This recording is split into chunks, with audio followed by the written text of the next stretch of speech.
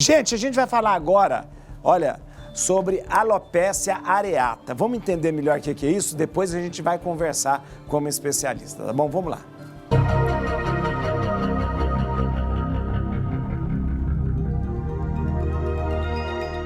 Você já ouviu falar em alopecia areata?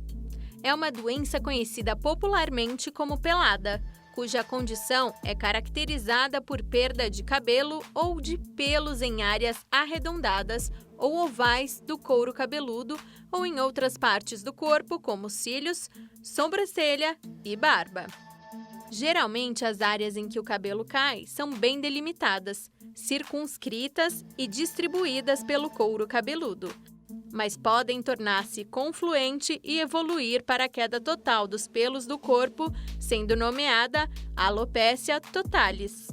Ela acomete de 1 a 2% da população, afeta ambos os sexos e pode surgir em qualquer idade, embora em 60% dos casos, seus portadores tenham menos de 20 anos. Entre as possíveis causas do distúrbio estão fatores genéticos e imunológicos, sendo em 20% a 30% dos casos associada a enfermidades como tireoidites, diabetes, lúpus, vitiligo, rinites e a outras condições alérgicas. Saiba como diagnosticar e tratar esse distúrbio agora no Papo Reto. Olha que interessante, gente. A gente às vezes já pode ter visto alguém ou conhecido alguém, né? Como foi o caso do menino aí do Big Brother, e a gente de repente nem sabe do que se trata, né? Por isso a gente vai conversar hoje, gente, com a doutora Mayla Carboni. A doutora Mayla Carboni é graduada em medicina, né, pelo Centro Universitário Lusíada, né? É especializada em clínica médica pela Santa Casa de Misericórdia de São Paulo, especialista em dermatologia e membro da Sociedade Brasileira de Dermatologia. A gente vai conversar. Doutora Mayla, muito obrigado, eu fico muito honrado, muito feliz com a presença da senhora aqui na Rede Vida. Seja bem-vinda.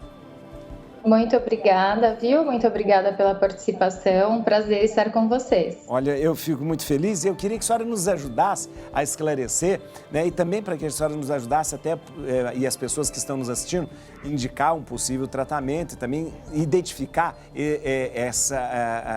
a alopecia areata. O que vem a ser a alopecia areata? Na verdade, o vídeo de vocês foi super explicado, né? A alopecia areata nada mais é do que uma doença inflamatória dos folículos pilosos, né? Dos pelos do nosso corpo. Ela tem muita participação imunológica, né? Que a gente fala até que ela tem associação com doenças autoimunes. E ela está muito relacionada também, além de fatores imunológicos, por ser doença autoimune, ela está muito relacionada com o estresse. Então, hoje a gente fala muito, né, pacientes que têm crises de ansiedade, pacientes com níveis de estresse alto, eles podem sim acabar desenvolvendo alopecia areata, que é a perda de pelos formando placas circunscritas, né? E fazendo, sim, áreas de falha no couro cabeludo, na região da barba, na região de sobrancelhas. Ela pode também, né, ser universal, pode afetar outras partes do corpo, como diminuição de pelos nos braços, nas pernas, no tórax, nos homens, enfim. A senhora disse que é uma inflamação, é uma doença inflamatória, então?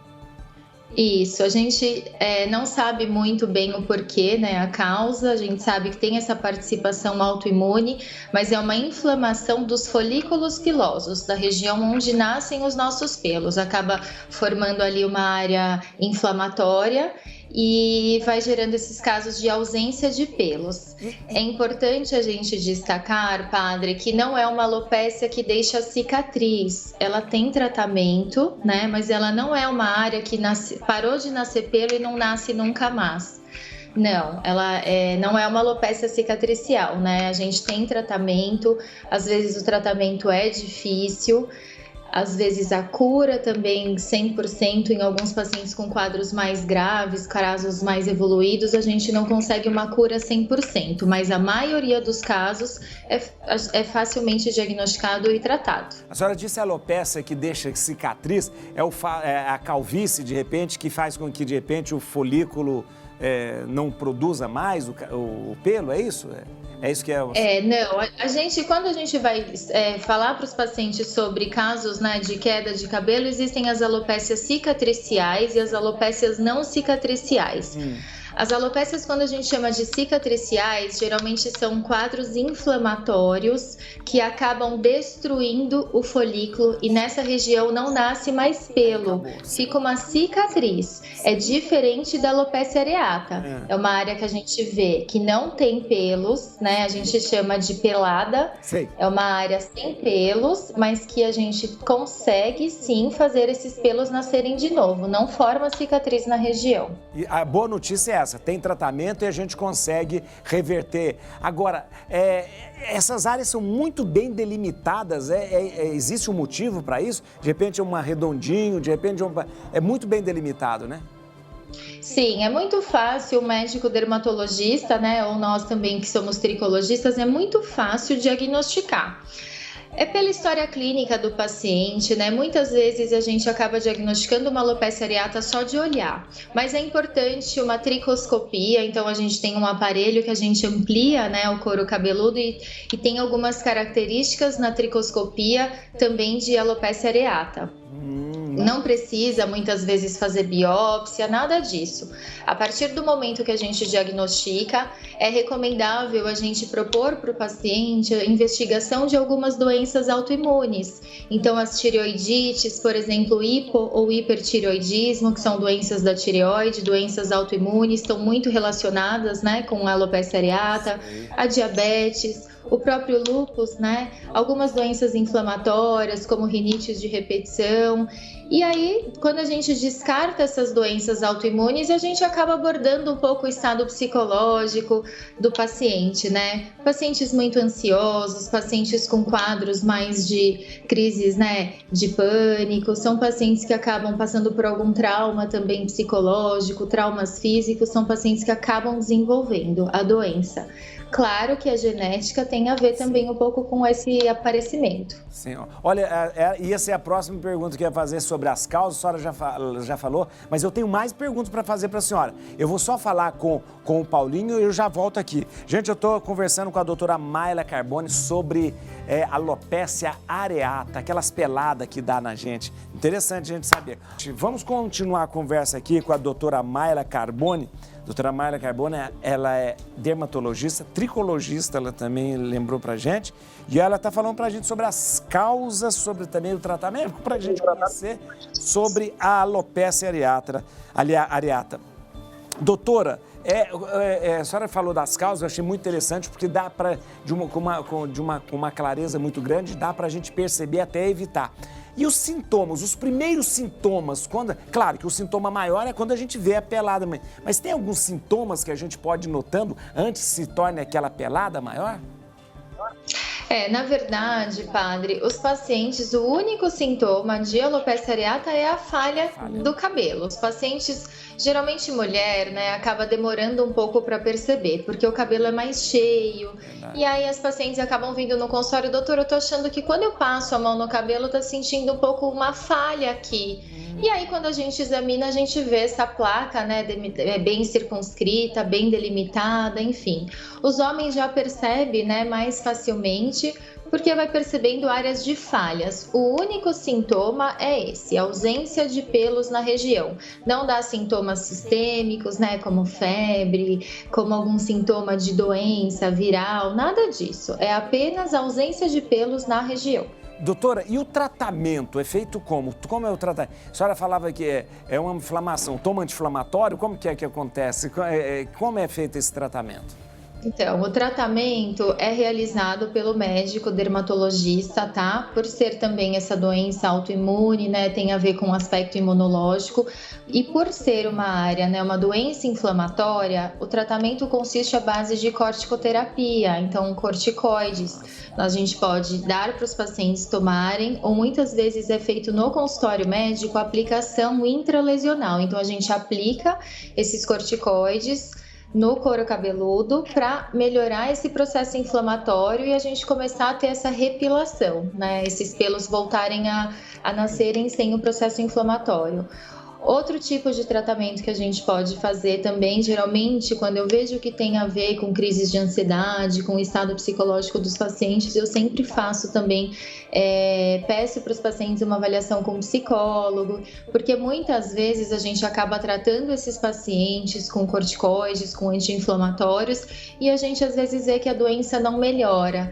E às vezes esse aporte psicológico é muito importante para o paciente estar bem também, mentalmente falando, para a gente conseguir tratar melhor essa doença. Doutora, não tem nada a ver com aquela calvície, a calvície genética, a calvície, não tem nada a ver com isso? Não, a alopecia areata não tem nada a ver com a alopecia androgenética, tá? A alopecia androgenética é genética, né? Sim. Muitas vezes algum familiar, pai, mãe, avós maternos, é totalmente diferente, tá? A alopecia androgenética, que é a calvície conhecida, né, como a calvície, ela não é uma doença inflamatória. Não é, né? Doutora, existe uma maneira de se prevenir essa alopecia areata? Não existe, infelizmente a gente não sabe, né, que vai desenvolver essa doença, a gente não tem como prevenção de ter ou não ter alopecia areata, a gente sabe que tem uma participação muito grande do nosso sistema imunológico, não tem, padre, eu falo que hoje a gente vive num mundo muito estressante, né, então talvez se for um conselho que eu possa dar para os pacientes, a gente tentar manter níveis de estresse menores, relaxar um pouco mais, né? Mas é difícil, né? Hoje o mundo tá muito turbulento. Doutor, o profissional que trata é o dermatologista, né? Como a senhora, né? É o dermatologista. Uma coisa interessante que eu vou falar para vocês, eu já tive aqui, depois dessa pandemia, né, a gente está tendo muitos casos de alopecia areata, tá, no consultório, porque os pacientes, querendo ou não, ficam assustados, ficam com medo, né, por terem ficado doentes. Então, eu já atendi alguns casos até de pacientes meus que ficaram internados na UTI e voltam para a gente fazer a consulta de rotina, e alguns pacientes desenvolvendo placas de alopecia areata, e o estresse tem muito a ver com isso. A gente viu que tinha o menino lá do Big Brother, Lucas, que tinha isso. Isso levou também as pessoas a despertarem uma atenção maior para isso, porque um programa de televisão como o Big Brother, que deixa todo mundo assistindo, chamou a atenção também de alguma coisa nesse sentido, né? Na verdade, assim, é muito difícil a gente dar um diagnóstico sem ver o paciente pessoalmente, né?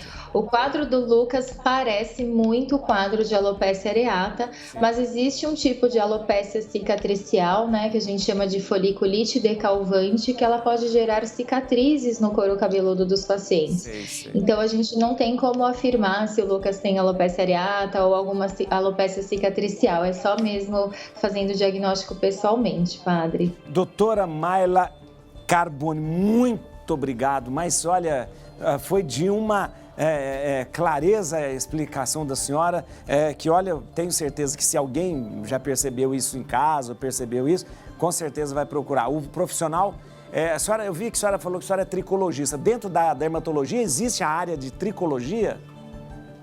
Na verdade, padre, todo médico dermatologista trata a alopecia areata, né? A tricologia é uma subespecialidade, é uma especialização a mais que a gente dermatologista acaba tendo, tá? Mas assim, todo médico dermatologista é sim apto a tratar a alopecia areata.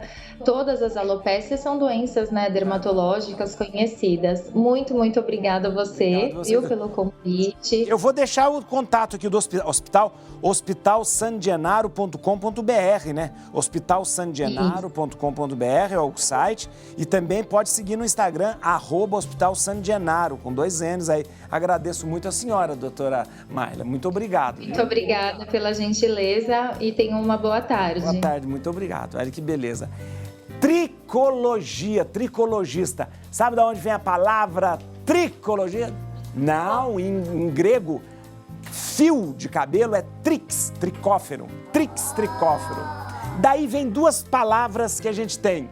Que você falou em francês, tricô, que a gente usa um fio, e outra expressão em português que a gente usa assim, quando a gente passa um acidente, ou alguma coisa quase aconteceu, a gente falou assim, eu escapei por um...